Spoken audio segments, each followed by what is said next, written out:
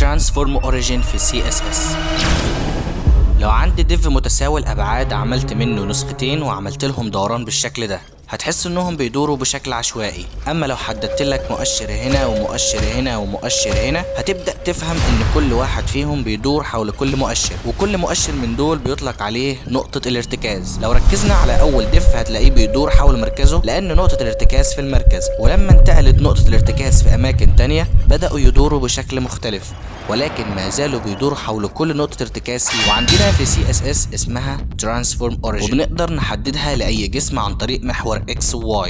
في الحالة الافتراضية لأي جسم بتكون في السنتر، أو نقدر نكتبها 50 و50%. القيمة الأولى بتعبر عن مكانها في محور X، والقيمة التانية بتعبر عن مكانها في محور Y، وعلى أساس مكانها هيتعمل أي ترانسفورميشن، سواء كان روتيشن أو حتى سكيلينج وهكذا.